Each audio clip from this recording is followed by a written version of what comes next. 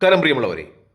പശ്ചിമേഷ്യയിലെ സംഘർഷത്തെ സംബന്ധിച്ച് ഇന്നലെ മാധ്യമങ്ങൾ പ്രസിദ്ധീകരിച്ച ഏറ്റവും പ്രധാനപ്പെട്ട വാർത്തകളിലൊന്ന് ഇറാന്റെ ആണവ നിലയങ്ങൾ സ്ഥിതി ചെയ്യുന്ന പക്താഷ് മേഖലയിൽ ഉണ്ടായ സ്ഫോടനവുമായി ബന്ധപ്പെട്ടാണ്. ആ മേഖലകളിൽ സ്ഫോടനമുണ്ടായതായി അന്തർദേശീയ മാധ്യമങ്ങൾ സ്ഥിരീകരിക്കുന്നുണ്ട്. എന്താണ് ആ സ്ഫോടനം എന്നതിനെക്കുറിച്ച് ആശങ്കകളും നിലനിൽക്കുന്നുണ്ട്. പക്ഷേ ആ സ്ഥലത്തിൻ്റെ ഗവർണർ, അതായത് പക്താഷ് മേഖലയിലെ ഗവർണർ, ഇറാന്റെ പക്താഷ് മേഖലയുടെ ഭരണാധികാരി അതിന് നൽകുന്ന ഒരു നിർവചനം എന്ന് പറയുന്നത്, അത് നിരന്തരം എല്ലാ ദിവസങ്ങളിലും നടക്കാറുള്ള പരീക്ഷണങ്ങളുടെ ഭാഗമായി ഉണ്ടായ ഉഗ്രശബ്ദമെന്നാണ്. ഒരുപക്ഷെ അവിടെ അമേരിക്ക ആക്രമിച്ചോ ആണവ നിലയത്തിൽ, അല്ലെങ്കിൽ ഇറാൻ ആണവ പരിശീലനം നടത്തിയോ എന്നതുമായി ബന്ധപ്പെട്ട ചില ആശങ്കകളും സംശയങ്ങളും ഉയരുന്നുണ്ടെങ്കിൽ പോലും ഇപ്പോൾ ആ പ്രദേശത്തിൻ്റെ ഗവർണർ പറയുന്ന ഒരു ക്ലാരിഫിക്കേഷൻ എന്തെന്ന് വെച്ചാൽ, നിരന്തരം നടക്കുന്ന എല്ലാ ദിവസങ്ങളിലും അവിടെ ഇറാൻ പരീക്ഷണങ്ങൾ നടത്താറുണ്ട്, അതുമായി ബന്ധപ്പെട്ട സ്ഫോടനമാണ് എന്നാണ്. മറ്റൊരു കാര്യം, യു എസ് സൈനിക നടപടി ഇല്ലാതാക്കുവാൻ ഒരു ഫോർമുല, പ്രത്യേകിച്ചും ഇറാൻ അംഗീകരിക്കേണ്ട ആവശ്യങ്ങളുടെ ഒരു ഫോർമുല അമേരിക്കൻ പ്രസിഡന്റ് തയ്യാറാക്കുന്നതായി അമേരിക്കൻ പ്രസിഡന്റിൻ്റെ ഒരു അവകാശവാദം ഉണ്ടാകുന്നുണ്ട്. അതായത് ഇപ്പോൾ അമേരിക്ക ഒരു ഏറ്റുമുട്ടലിൻ്റെ പാത അത് സ്വീകരിക്കുന്നില്ല, ക്രമേണ ഒരു സമാധാനത്തിൻ്റെ പാതയിലേക്ക് വരുവാനാണ് ആഗ്രഹിക്കുന്നത്. ഇറാനും അതുപോലെ തന്നെയാണ് എന്നാണ് വ്യക്തം. കാരണം പരസ്പരം ഏറ്റുമുട്ടിയാൽ രണ്ടു രാജ്യങ്ങൾക്കും വലിയ രീതിയിലുള്ള നാശനഷ്ടങ്ങൾ ഉണ്ടാകും എന്ന് അത് യാഥാർത്ഥ്യമാണ്. അത് അംഗീകരിക്കേണ്ട യാഥാർത്ഥ്യമാണ്. ഈ രാജ്യങ്ങളും പ്രത്യേകിച്ചും വലിയ പടക്കോപ്പുകളും ആയുധ സന്നാഹങ്ങളും യുദ്ധ വിമാനവാഹിനി കപ്പലുകളുമായി ഇറാൻ തീരത്തേക്ക് വന്ന അമേരിക്ക ആ ഇറാന്റെ ഒരു സന്നിവേശവും അതുപോലെ ഇറാന്റെ പ്രതിരോധ സംവിധാനങ്ങളും ഒക്കെ കണ്ട് ഞെട്ടി എന്ന് തന്നെയാണ് ഏറ്റവും പരമപ്രധാനമായ യാഥാർത്ഥ്യം. ഇറാൻ ഒരു ചെറിയ മീനല്ല എന്ന ഒരു യാഥാർത്ഥ്യം അമേരിക്കയ്ക്ക് അംഗീകരിക്കേണ്ടി വരുന്നു എന്ന് തന്നെയാണ് ഇതിലേറ്റവും ഒരു പരമപ്രധാനമായി നമ്മൾ അംഗീകരിക്കേണ്ട ഒരു യാഥാർത്ഥ്യം. മറ്റൊന്ന്, നമ്മുടെ ഫിറോസ് അലി മുഹമ്മദ്, അദ്ദേഹത്തിൻ്റെ ചാനൽ നിങ്ങൾ കണ്ടിരിക്കുമെന്ന് വിശ്വസിക്കുന്നു. നേരത്തെ ജയ്ഹിന്ദിലൊക്കെ ഉണ്ടായിരുന്ന റിപ്പോർട്ടറാണ്.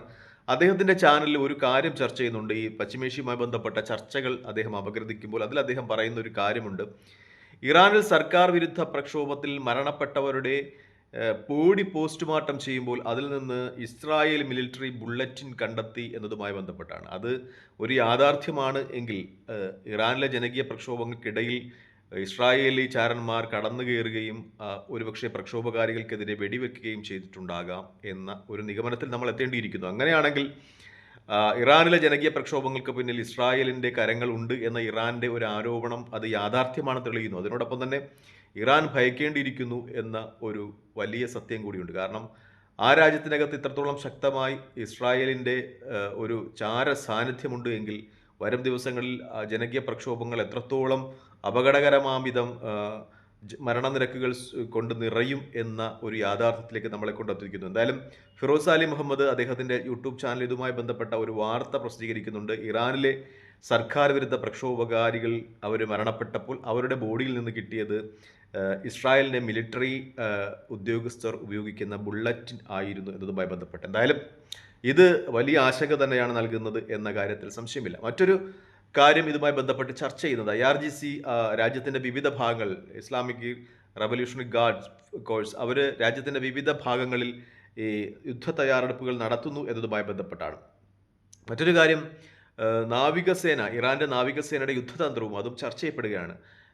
എബ്രഹാം ലിങ്കനെ പോലെയുള്ള വലിയ സാങ്കേതിക തികവ് പുലർത്തുന്ന അമേരിക്കയുടെ നാവിക വ്യൂഹ കപ്പലുകളെ എതിർക്കുന്നതിന് വേണ്ടി വളരെ സിമ്പിളായിട്ടുള്ള വളരെ ചെലവ് കുറഞ്ഞ മെത്തേഡുകളാണ് ഇറാൻ അവതരിപ്പിക്കുക എന്നാണ്, ഇറാൻ പരീക്ഷിക്കുക എന്നാണ്. അതായത് കിലോമീറ്ററുകളുള്ള 300-200 കിലോമീറ്ററുകൾ ദൂരപരിധിയുള്ള മിസൈലുകൾ ഘടിപ്പിച്ച ചെറിയ ബോട്ടുകൾ, അത് ഇറാന്റെ നാവിക അതിർത്തികളിൽ അല്ലെങ്കിൽ ഈ എബ്രഹാം ലിങ്കൻ കടന്നു വരുവാൻ സാധ്യതയുള്ള പ്രദേശങ്ങളിൽ നിറഞ്ഞിട്ടുണ്ട് എന്നാണ് അത്തരം നാവിക ബോട്ടുകൾ.